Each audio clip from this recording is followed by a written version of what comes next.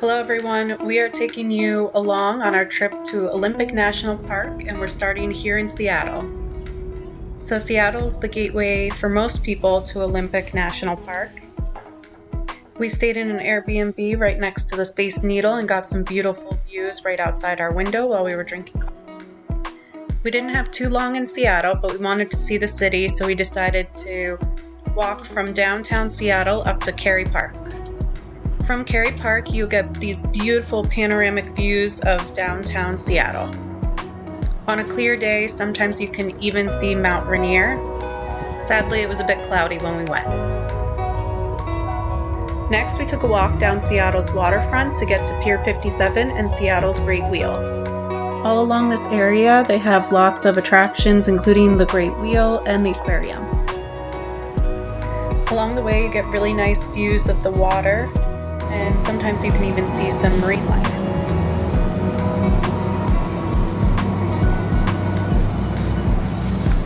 We decided to check out the Seattle Great Wheel. It's about $20 per person to get tickets, and we got some of the best views of Seattle.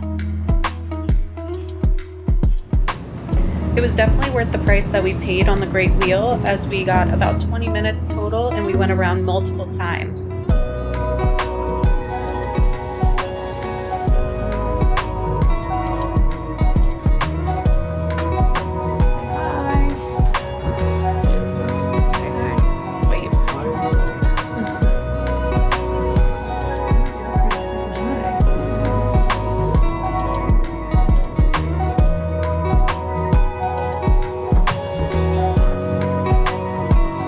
After you're done with your trip on the Great Wheel, make sure you check out the area, as they have lots to do: dining, shops, and an arcade.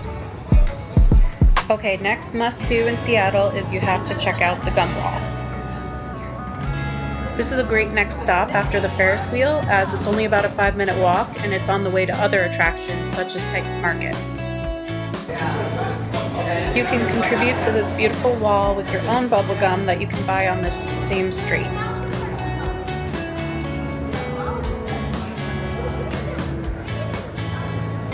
Once you're done, you pass through and then you end up right at Pike Place Market. You definitely have to carve out some time for this market, as it is quite large and there's multiple vendors, shops, places to eat and discover. It was founded in 1907 and it's one of the oldest and largest continuously operating public markets in the United States.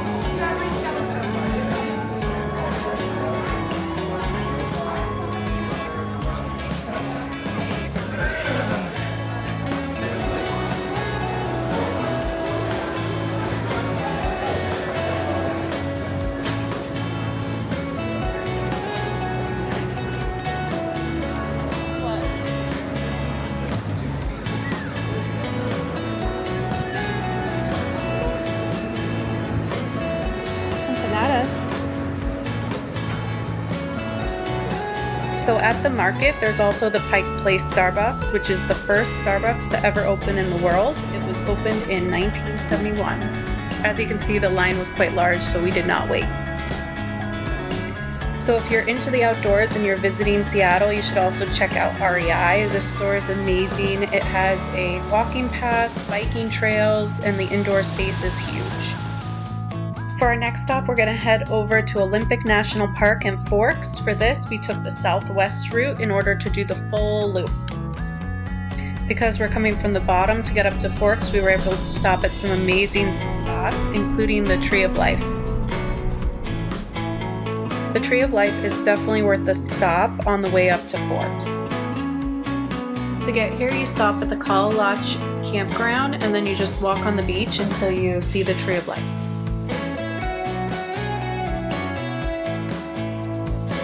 As you can see, this tree is barely hanging on to the cliffs, so they say it may not be here forever, so make sure you check it out.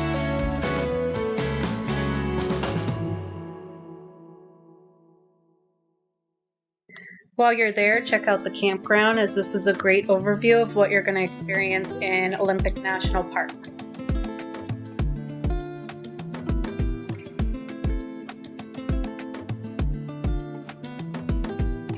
Only a 10-minute drive still heading up to Forks is Ruby Beach, which is our next stop.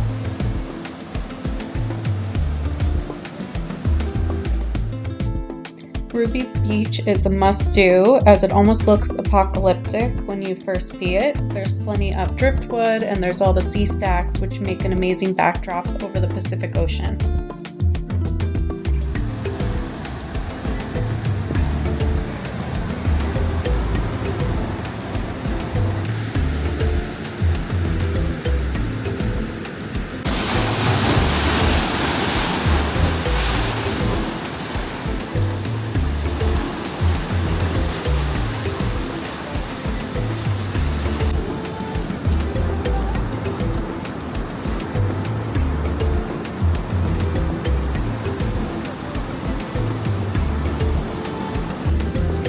So after Ruby Beach, we decided to make our way finally to Forks, Washington, which was almost a 40-minute drive.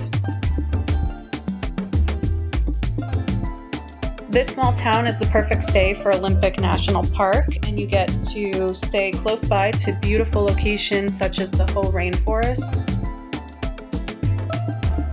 Other spots that are a great jump-off place from Forks include Ruby Beach, Rialto Beach, La Push, and the Quinault Casino and Resort. We stayed in this cute little tiny home, which was on Airbnb. They have plenty of hotels as well in the area.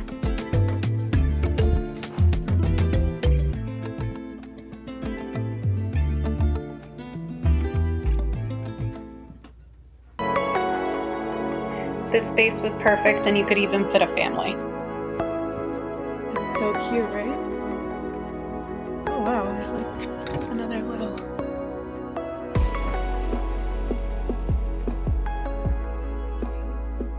Forks is a really cute little town, lots of logging and vampires and werewolves. So it's really cute. You can walk it. You can walk up and down if you get a good location with Airbnb or a nice inn or hotel. We also recommend that you stop at the visitor center in Forks and pick up a map so you can do the Twilight tour and you get to see all the sites that they used in the movies.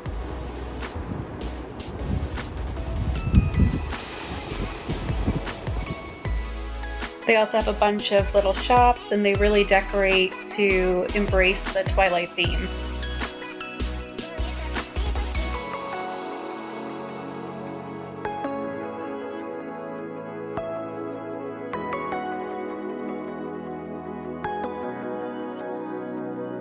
So to end the exploration day from Seattle to Forks, we decided to catch the sunset at Rialto Beach. This was such a unique sunset and definitely a must-do if you're in Olympic National Park.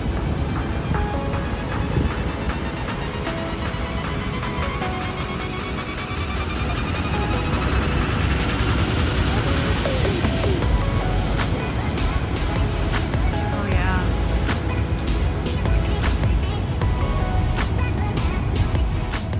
The way that we started doing Olympic National Park, so we went down and then up the west side, so we hit all the beaches first and then we stayed in Forks for 2 nights, and we were able to get that side of Olympic National Park before heading over to Los Angeles, which has been, I think, a beautiful drive and a good way to do it if you're thinking about just a short itinerary.